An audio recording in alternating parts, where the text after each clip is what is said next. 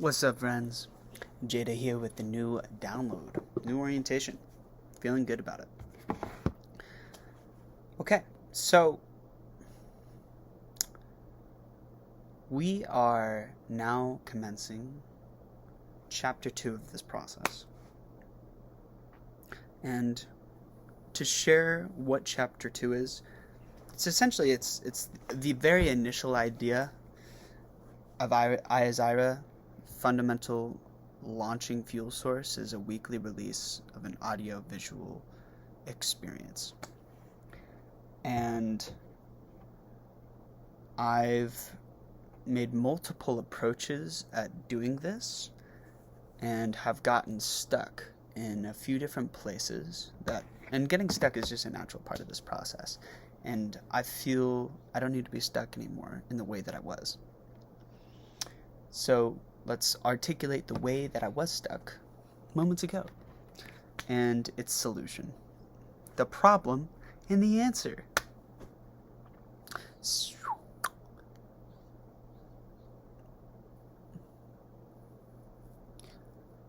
When I first began this mission a year ago, I began it from a really big piece of paper, and the way that I approached it was a bigger page than anything that I'd worked on before. And the way that I approached it was essentially to work on a piece that big, the way that I work on my art typically would be a disaster, because I would just I could see myself ending up in a big thing of chaos that I couldn't complete. And so the solution to this was to focus on a small square and create a Fibonacci sequence where I focused on a small square and then expanded out. Now, this was a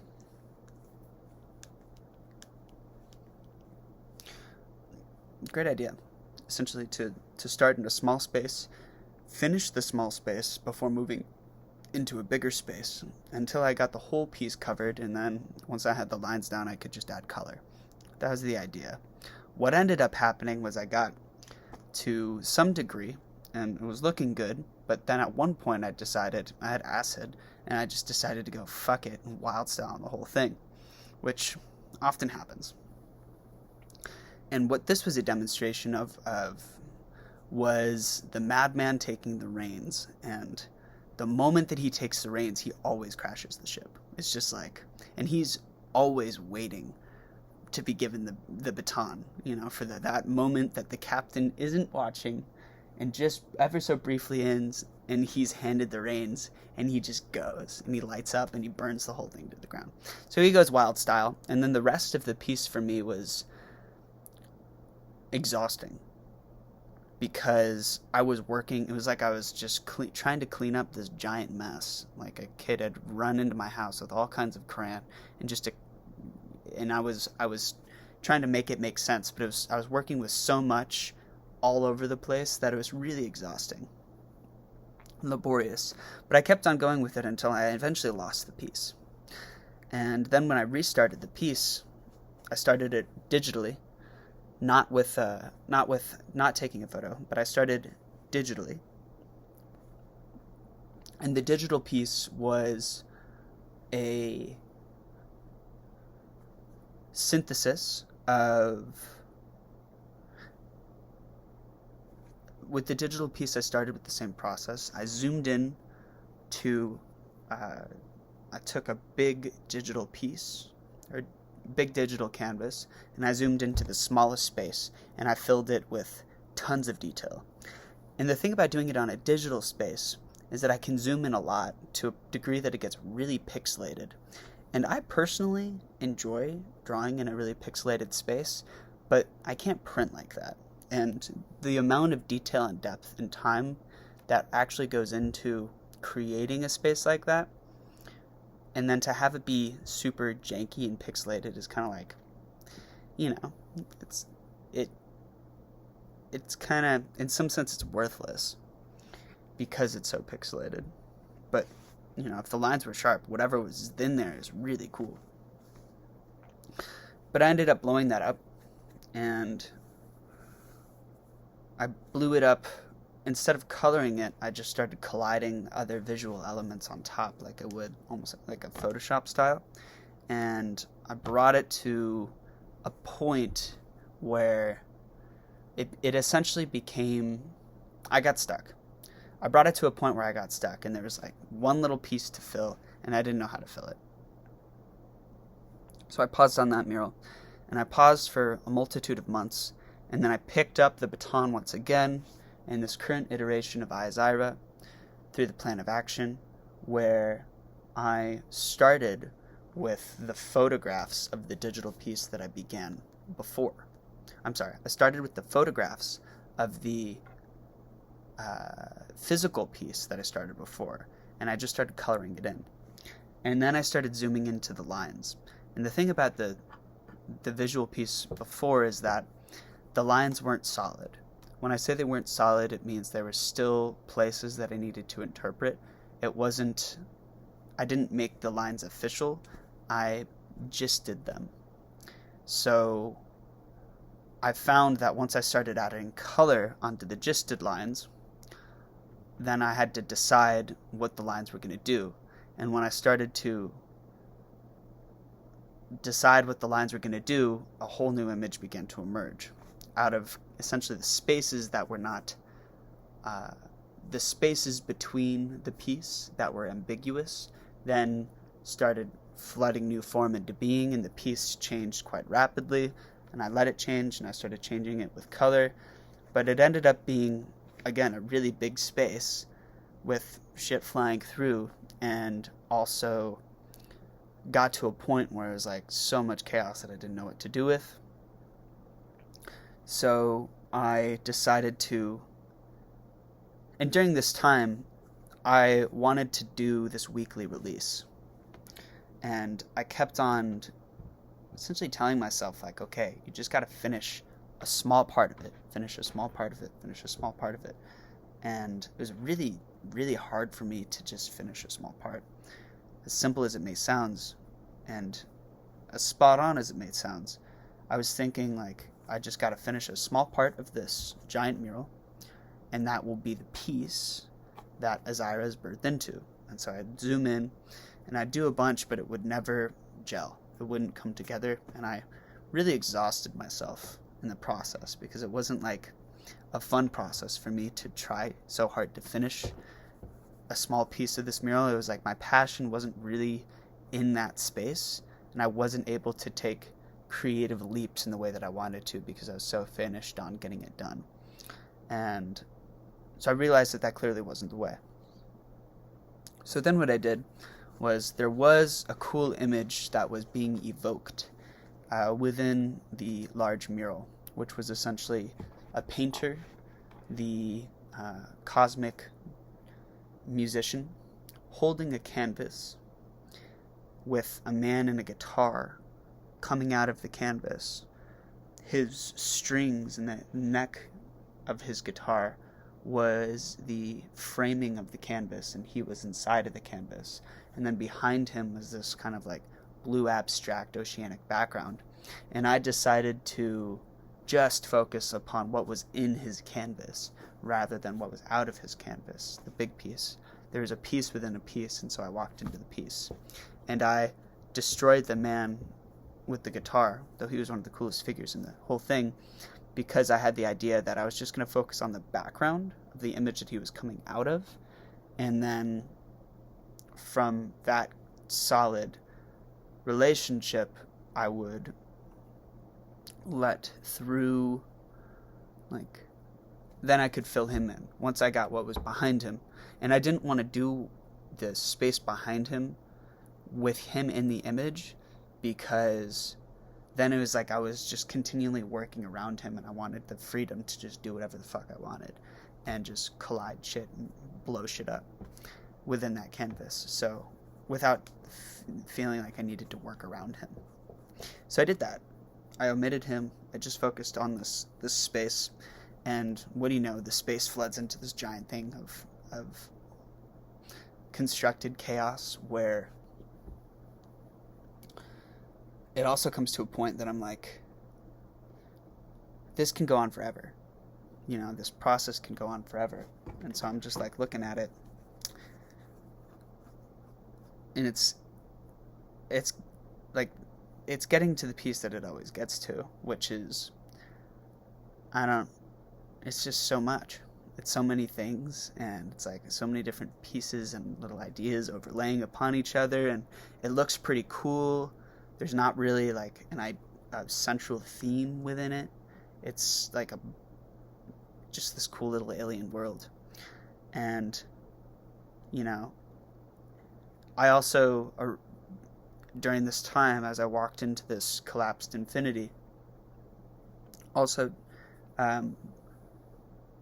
the other thing that I'll share on the macro piece, the macro mural, I ended up combining I said that I started it on a physical piece, then I went to a digital piece, did a bunch of digital stuff until it got to a place where I didn't know what to do. Then I came back to the physical piece from the picture, and I began coloring it in. Once I started coloring it in, I also began overlaying the digital elements from the digital mural, in which I approach it in a similar way. So right now I'm in a canvas that has everything that I've done combined into one, and then I've walked through the small gate of infinity with it, recognizing whatever I was doing was just like fucking shit show crazy. And so this is Ahzira's flight. This is how, like, Ahzira moving through the world, and he's still in a schizophrenic state. And so now we are in the so in the story of Ahzira falls to earth, and he falls from his divinity, his consciousness fragments among the multiverse, and shoots into individual entities upon each plane, and each entity which Ahzira injects his consciousness into as a host essentially gets fucked up, because their body, their anatomy, their energetic composition is not meant to hold a god. And so they go into a total schizophrenic state where they're mad, and they're mad with magic.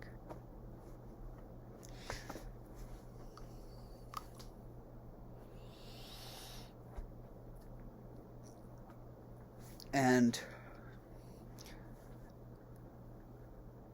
it's at this point that Ahzira's intelligent as well. He knows what he's doing, and he knows he needs to get himself back online. And he knows that he is here to operate in the spaceship. And so after a long period of madness, the subject understands that there's magic within the madness. Ahzira comes to realize himself, to experience himself, and to develop conversation with the other realms of his anatomy, the other layers of reality, in which this is happening to different entities on each plane at the same time in space. And each one is slowly becoming aware of each other and beginning to develop and study the means of communication. And their communication is like each stream of conversation is like a weaving thread composing this collective consciousness, this collective awareness, which operates as a spaceship, a magical craft, allowing the nexus, or a collective of Ahzirian emanations, to communicate and converge and act as one, move as one. And from a core collective, or from two, the two expand to three, the three connect to a multitude, and Ahzira's awareness begins to spread into these different dimensions. And once he has a couple together, they form a ship.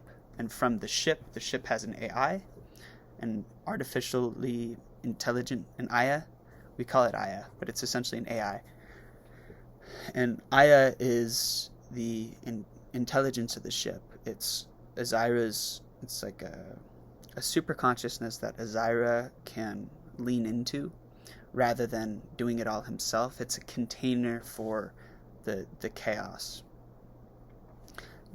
And Ahzira is essentially, with the ship, he is on a mission. And the mission is to unite with the different elements and aspects of his personality. And her personalities, he's essentially like, through the schizophrenia has a magic. There is a magic to the madness. And so he continues to tune his awareness into the madness, which is also into the glitch in his psyche, in the glitch in the cosmos. And the glitch is also where it's like what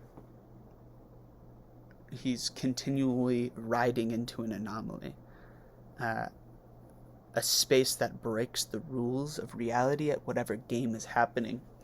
And because he's riding into this glitch, he is able to merge realities. Because he comes from this glitch, is born from this glitch, he is able to, like, that's the source of his godsend. His awareness of the multiplicity, his ability to do things that are not in this reality but come from another and are born here. And so he changes the reality that he resides within to operate in new ways. And so he is a process of evolution. And oftentimes this process of evolution first looks like chaos capsizing, the holy waters baptizing, the world falling to the ground.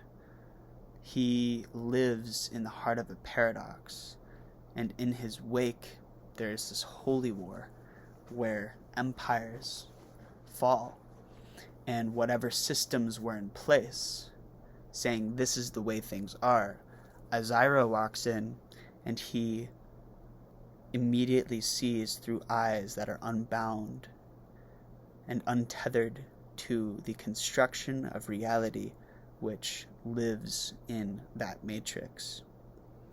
He doesn't come from that matrix. He doesn't agree to that matrix. And the way he carries himself demonstrates or is an exemplification of truth unbound by construction. And that often causes destruction of the paradigm, which looks like chaos, which looks like some form of rapture, a city burning to the ground, and from the city burning to the ground, there's the phoenix rising. And Ahzira represents the totality of that process. Both the chaos of a psyche shattering and the sound that is Ahzira is a sound that both shatters the prismatic lens of the psyche, the construction of the world as it is, and it is from the shattered psyche, it is the reassimilation of a new lens with which to perceive reality. So it's both heaven and hell at the same time. One sound, a whole process. Wow, that's really good. So my experience of, like, when I say these things, like, I'm learning about it too, you know? And so I have some form of peripheral awareness of what I'm sharing, but it's a really cool process for me to deliver this and be like, oh, now it all makes sense. Cool. So back to where we are with the process.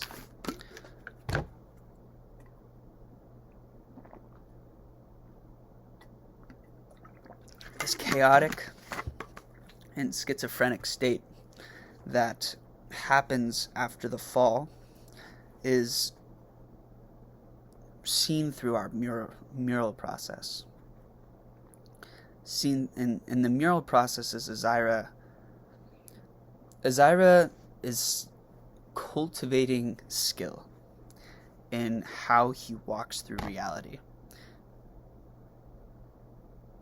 And in his youth, after the fall, he is perhaps more destructive than he is constructive, and his construction is sloppy, to say the least. He's like this walking glitch, and he doesn't have his shit together, so he's just disrupting so much everywhere. He is Loki and chaos.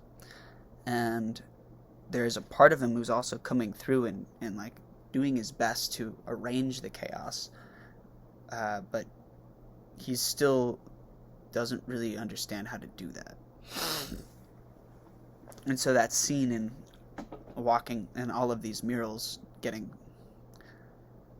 to a point that it's just like too much, and then he has to like go into another world essentially, because he's just leaving such a wake of chaos, and when he's trying to put things back together, he finds like he doesn't want to hurt anyone. He feels awful. I mean, in the story, the beginning, the preface of Ahzira, he's taken in. He's this boy. There's a boy standing in a field who gets struck by this solar superstorm that sends down one blast of lightning, and that's Ahzira's consciousness. And the boy goes mad and schizophrenic, ends up naked, running through the woods for a long period of time before he finds himself in a town, absolutely terrified. A man sees him and essentially takes him in, and a good man, a father. He takes him in, and this daughter is this really beautiful young girl, around the same age as the small boy, and they take him in, and the daughter really soothes him. Like she's got this magical touch and presence that allows him to release from the schizophrenic state and just come back down to earth and be okay and eat soup and like be nurtured. And the dad allows the boy to like stay the night in the barn and just sets him up where all the animals are sleeping, and the boy in the midst of the night begins to play with the magic and opening doorways in the realms and talking to the animals and all their multidimensional emanations.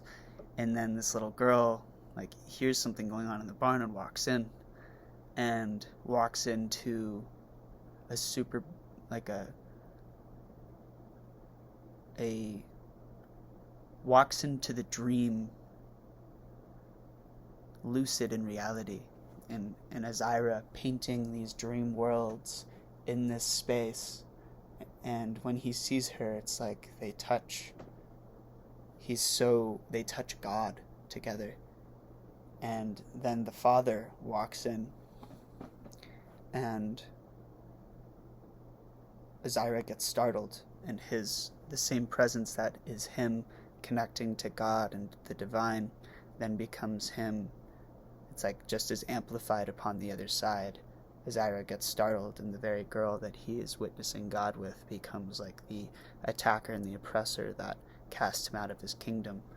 And he flips the script, and he nearly kills her and destroys her and totally shatters and shreds and demolishes, obliterates her psyche, and gives what he has to her totally accidentally. And he, traumatized, tortured, tormented, and horrified by what he had just done, runs. And as the dad is like just screaming and so heartbroken and shattered, and the girl then goes through the process of chills.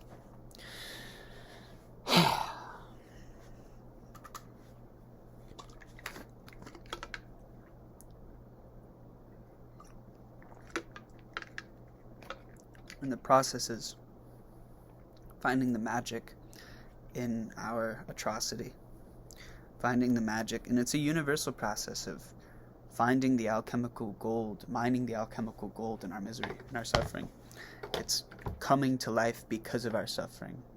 It's embodying the state of the diamond that lives in the alchemical synthesization of all the heat and pressure of everything that's fucked. And it's coming to life from everything that's fucked, from all of our hardship.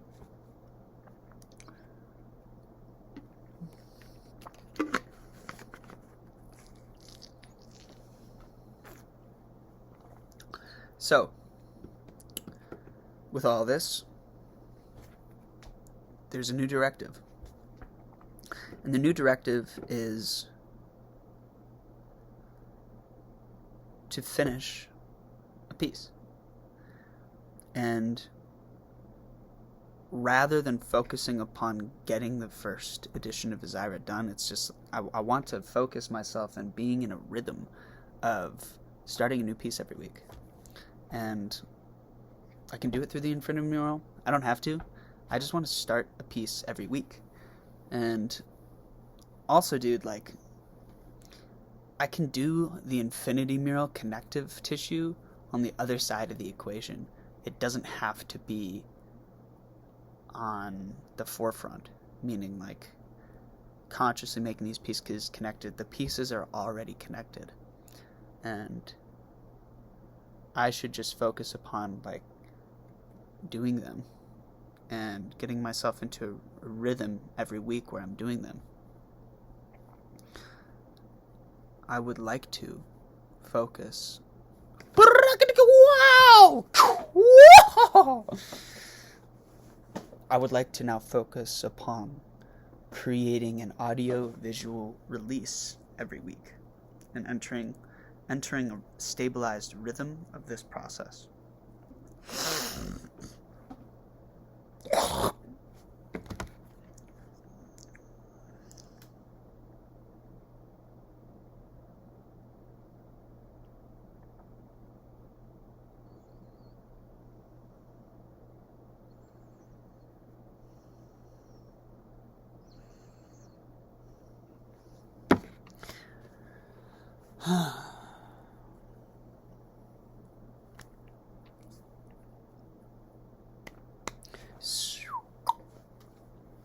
With that, I have a mural that I've been working on for some time, and I feel that what will be beneficial for me right now is to allow new energy to come into the equation by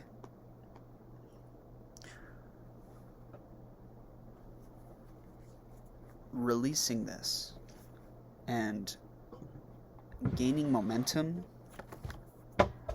in something new, rather than waiting until the world is done and completing solving the problem from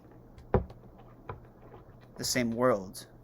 Ahzirian begins to, it's like the Rhythm of Mojavæ is all about creating in time. That's great, Jay.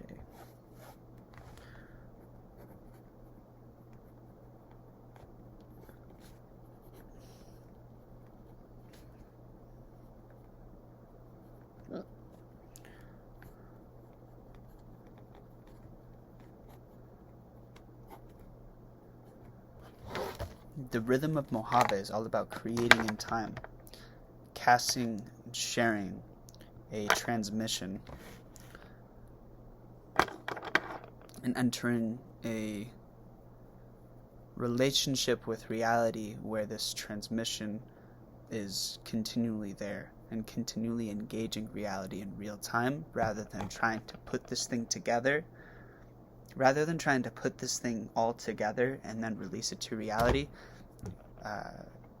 Ahzirian releases it to reality in real time because the conversation with reality is essential. So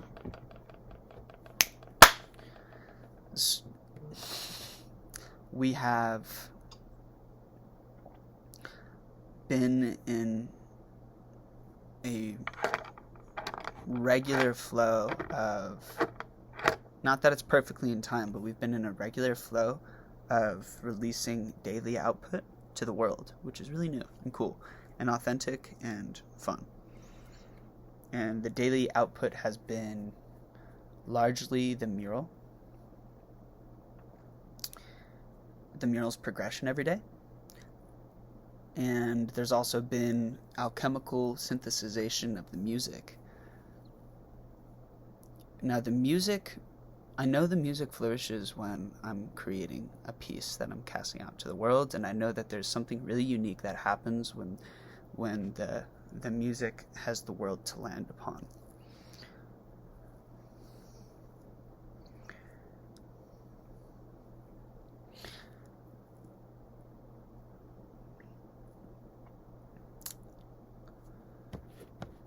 Okay.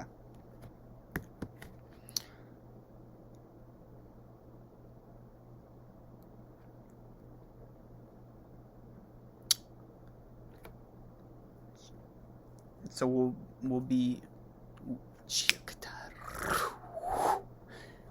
be returning to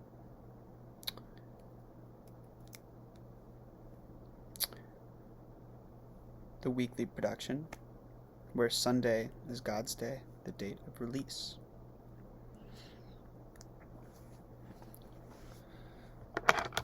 That is tomorrow.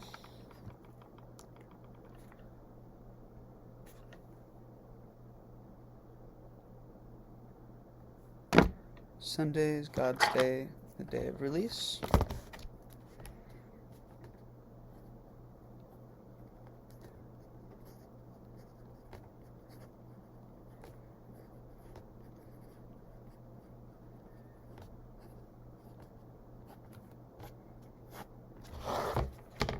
That is our 4 count, that's our bar.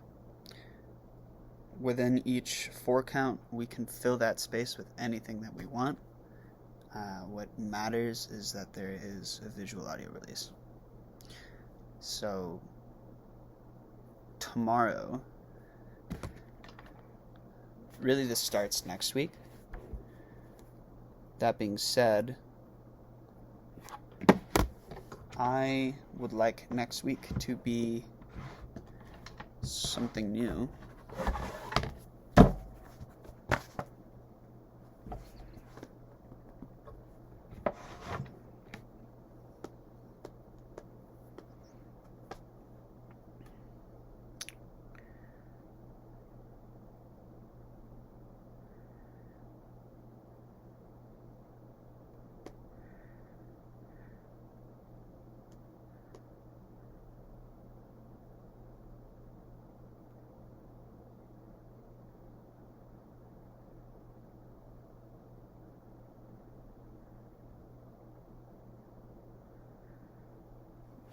I would like next week to be something new.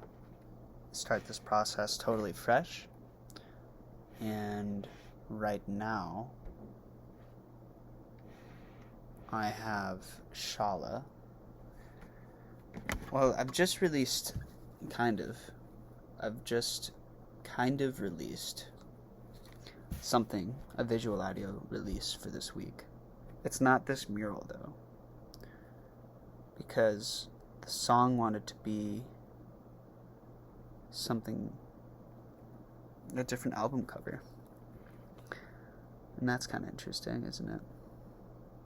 Yeah, it wanted to be released with this album cover of X.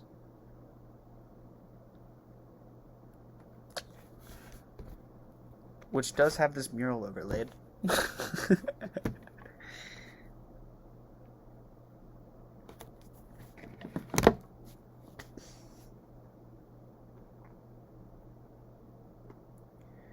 I think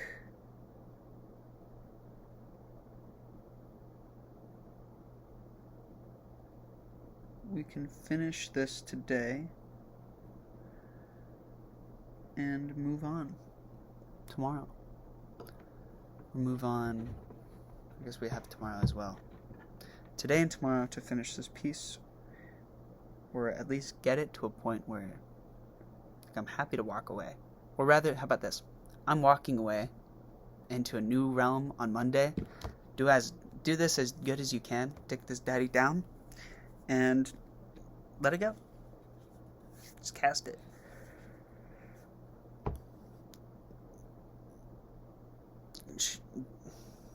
Do I make a song right now? Tonight, I'm gonna be fucking. So I won't be doing this. I have a few hours now if I want to do it. See if I can do a quick song. Would be interesting. Yeah, let's do a song for this piece. Just see what we can do in a few hours. Love it. Cool. Love it. Believe it. You better can't play. Get this dick down so daddy can be J. Hey. Thanks for listening. Ciao. Welcome to chapter 2.